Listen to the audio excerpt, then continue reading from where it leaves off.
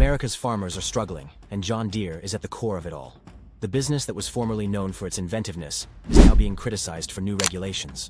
Farmers are dealing with a problem they never saw coming, one that is changing the way they operate and causing industry-wide anxiety. However, how did farmers stop trusting John Deere? Can they bounce back from the criticism? What impact does this have on the food that is on your table? What's going on?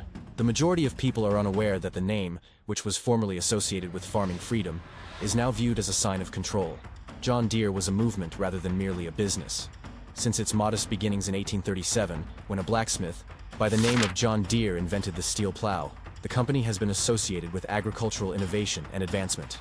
This groundbreaking instrument transformed arid land into fruitful farmland by making it simpler to till the hard, unforgiving soil of the American Midwest. John Deere's green and yellow machinery became a mainstay in fields all over the country as farmers praised the company as a contributor to their success. John Deere was a symbol of dependability for many years, enabling farmers to produce food for a world that was growing quickly. Its machines were more than just tools. They were representations of self-reliance and creativity. Farmers could count on them to last in addition to working hard. Being a John Deere owner meant that you were upholding a tradition that emphasized independence and tenacity. However, this relationship started to show signs of deterioration over time. John Deere has changed its emphasis in recent years from empowering farmers to managing them. At first, the company's introduction of cutting-edge technologies appeared to be another advancement. Precision farming equipment, smart sensors, and GPS-guided tractors were supposed to increase farming's productivity and profitability. Nevertheless, these same technologies turned into instruments of control, limiting farmers' capacity to fix and maintain their own machinery. The trust that John Deere once had was damaged by its proprietary software and locked systems. After generations of relying on John Deere, farmers now feel deceived by the business they helped found. The betrayal starts here, as independence was exchanged for financial gain.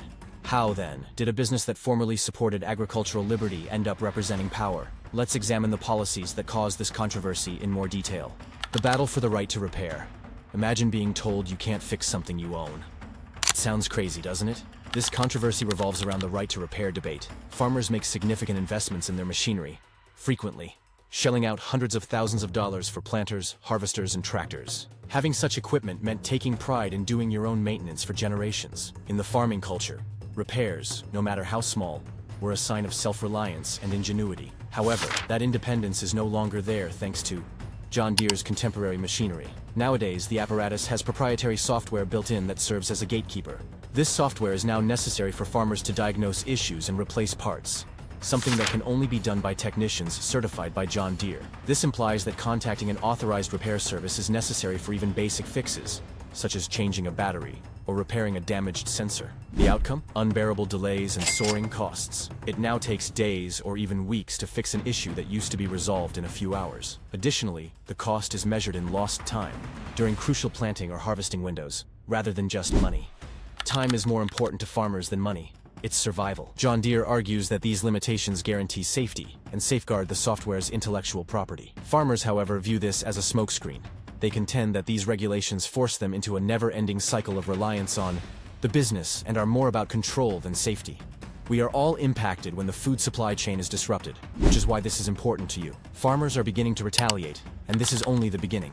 However, we must examine how John Deere's control goes beyond inconvenience to a kind of economic coercion before talking about the fight back. The price of domination. The hold that John Deere has over farmers is where things start to get really interesting. Might be slipping. The effects of John Deere's restrictive policies extend beyond individual farmers and have an impact on the entire agricultural sector. The economic effects of forcing farmers to put up with expensive delays and exorbitant repair costs ripple outward. Reduced supply results from unplanted or unharvested crops. The whole food supply chain is impacted by this shortage, which raises consumer costs. Consider the delays brought on by idle equipment, for instance. In one case, an Iowa farmer claimed to have lost a whole soybean field because his harvester broke down for 2 weeks during the crucial harvest season. Not only did he lose money, but it also raised the price of soybeans, which eventually affected grocery stores and ultimately customers. The absence of reasonably priced alternatives exacerbates the issue.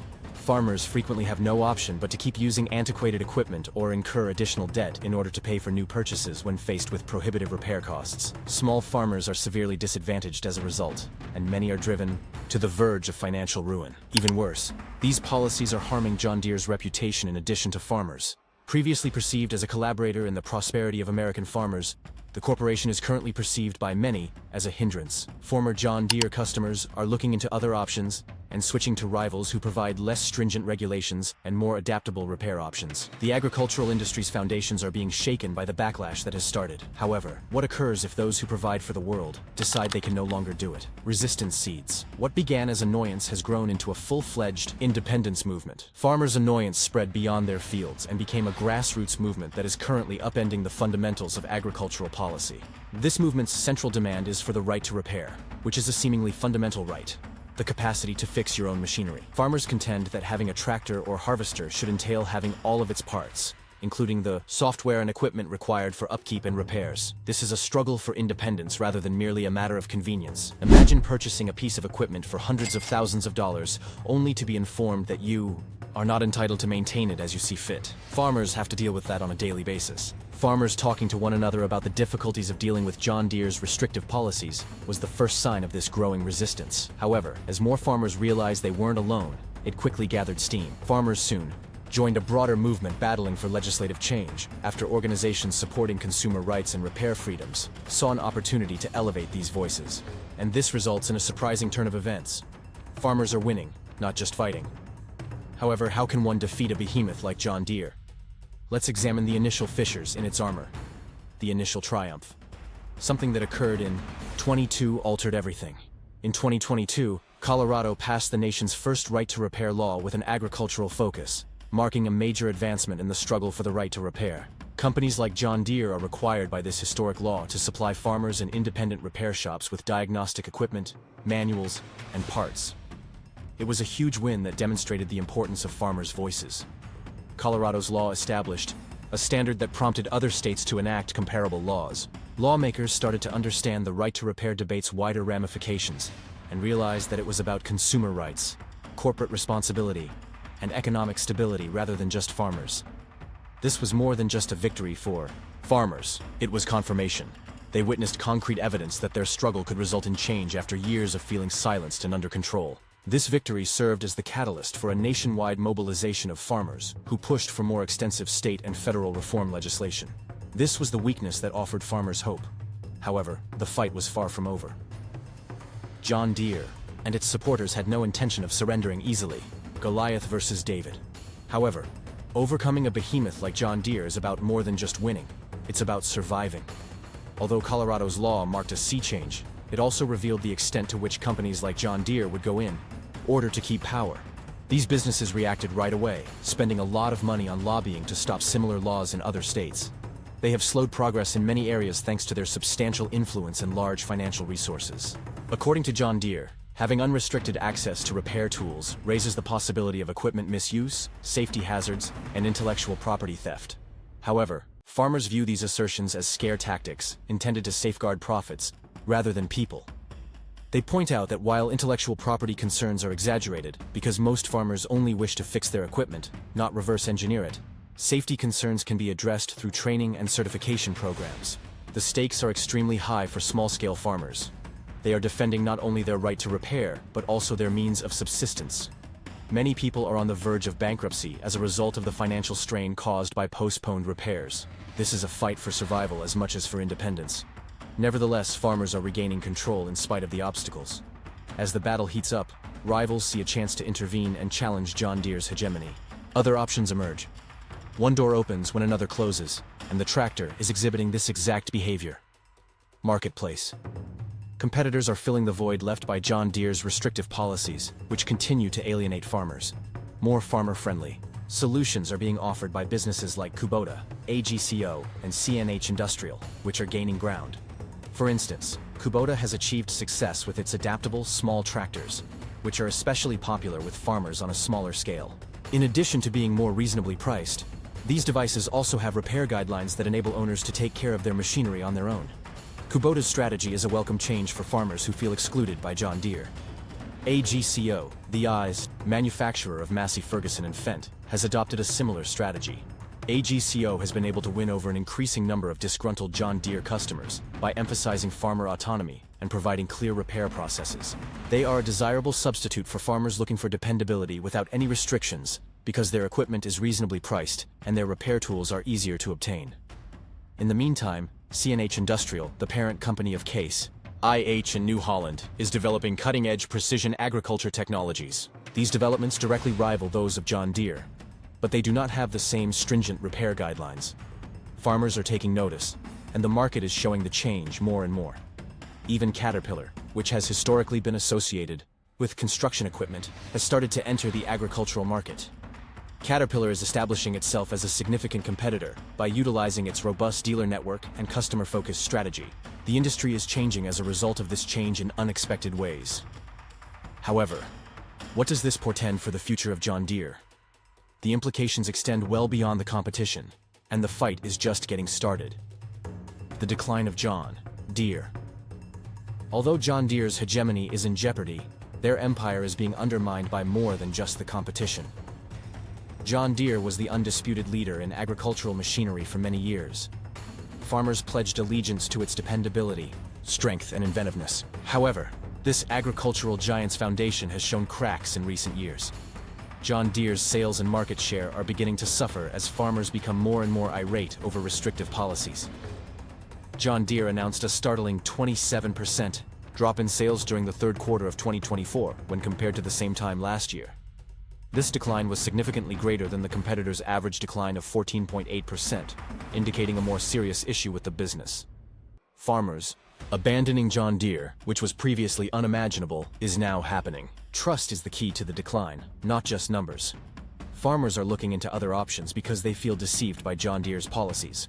This opportunity has been quickly seized by rivals like Kubota, AGCO, and CNH Industrial, who provide more adaptable repair options and cutting-edge technologies that meet the needs of farmers. There is no denying the change, and John Deere may suffer greatly as a result. Additionally, this affects much more than just the company's balance sheet. But what happens if a giant in agriculture makes a mistake? The effects are felt throughout the economy, not just at the company. The impact on the economy. Whole communities suffer when farmers face hardships. John Deere's restrictive policies have had a cascading effect that goes far beyond the fields. The financial effects of farmers having to put up with expensive repairs and downtime are felt by local communities, the national economy, and even international food supply chains. Consider a Midwest farmer whose broken combine prevents them from harvesting their corn crop in time. Reduced yields as a result of that delay mean less supply for processors making corn-based goods. Manufacturers raise their prices as a result of the shortages, which ultimately results in higher grocery store prices for customers. The outcome? Families are spending more on necessities like meat, bread, and cereal. For rural communities, where agriculture is the main driver of the local economy, the situation is even worse. Small towns frequently rely heavily on family-run farms to support their local hardware stores, suppliers, and service providers. Farmers have less money to invest in their communities when they must spend more on repairs or new machinery. The economic stability of entire regions is undermined, and small businesses suffer. Farmers' already difficult lifestyle is made worse by these financial strains, which also have an effect on their mental health. Due to their narrow profit margins, many farmers are constantly afraid of going bankrupt. Their stress level is further increased by the added burden of not being able to fix their equipment, which contributes to the growing mental health crisis in rural America. This is a global issue, not just one that affects farming. The human cost becomes even more evident as the economic consequences worsen. Let's examine the implications of this conflict for the farmers. The battle for life. Imagine being unable to support yourself due to a company's policies. For many, this is the truth, farmers. Downtime is not only inconvenient for farmers, but also disastrous. Losing a whole season's worth of revenue can result from missing a planting or harvesting window. The very existence of many farms is in jeopardy when these hazards are coupled with the growing expense of machinery and repairs. Consider Sarah, a Wisconsin dairy farmer who battled to maintain her farm after her milking machine malfunctioned. She was unable to hire a local technician or fix the machine herself due to John Deere's policies. She had to wait for an authorized repair instead, which took almost 2 weeks. Her milk production drastically decreased during that period, costing her thousands of dollars. For Sarah, this served as a sobering reminder of how vulnerable farmers have become, in addition to being a financial setback. Dignity is at stake here, not just financial gain. Farmers who used to be proud of being self-sufficient now feel helpless against corporate policies that aim to regulate every facet of their business. The stakes are extremely high for small-scale farmers, who already make a living on extremely narrow margins. Due to their inability to compete with larger businesses that can afford the expenses, many are being forced out of the industry completely. These losses have repercussions that go well beyond the farm. The local and regional food supply is disrupted when small farms close. The general diversity of the agricultural landscape declines, and communities are deprived of access to fresh, reasonably priced produce. However, farmers are taking matters into their own hands, so the battle is far from over. The dispute over repair policies is spreading into courtrooms and legislative chambers as the stakes rise. Court cases and business fear. What is the reason behind John Deere's fear of granting farmers their rights? The legal dispute over the right to repair has devolved into a philosophical conflict. Farmers contend that they ought to be allowed to fix the machinery they own, but John Deere insists that making repair tools and software available would put users' safety and intellectual property at risk. However, control is a more fundamental problem that lies beneath these arguments. John Deere is reluctant to share repair tools for a number of reasons, including preserving its monopoly on the repair market and safeguarding its software. The business ensures a consistent flow of income by making farmers rely on approved services. Profits are at stake here, not merely safety or innovation. Farmers and advocacy organizations have challenged these restrictive practices as anti-competitive in court and exploitative. Even though there has been some improvement, the battle is far from over. John Deere keeps funding lobbying campaigns to thwart right-to-repair legislation, utilizing its clout to impede progress. However, things might be changing. Unexpected allies for farmers are emerging, including tech companies and consumer rights groups that support greater repair freedoms. The momentum is mounting as a result of this expanding coalition's pressure on lawmakers to pass significant legislation. This creates the conditions for a confrontation that has the potential to permanently alter the industry. The question of what this means for farming's future looms large as the battle over repair rights heats up. A new age in farming. What if freedom, rather than tractors, is the key to farming's future? The debate over the future of farming has expanded as a result of the right to repair movement. Precision farming tools, smart equipment, and more sophisticated tractors have been associated with advancement in agriculture for decades. However, farmers and business leaders are now reconsidering what innovation actually entails. Restoring equilibrium is the movement's primary goal. Farmers want to regain their independence and are no longer happy to be passive consumers of proprietary systems. Third-party repair tools and open-source platforms are becoming competitive substitutes for constrictive corporate ecosystems. Imagine a time in the future when farmers have access to universal diagnostics, repair tools, and parts for any equipment they own. It's turning into a reality, not just a dream. This change signifies a fundamental reinterpretation of agriculture. Farmers could work with local repair networks and independent innovators, rather than depending on a small number of corporations. Farming may have a future in which efficiency and autonomy coexist, and farmers are once again able to resolve issues as they see fit. And this could restore the independence that farmers have battled so hard to preserve, leveling the playing field for them all. However, what can be inferred from the businesses that are already adopting these principles? Let's examine learnings from other competitors. Sometimes the most valuable lessons can be learned from your competitors.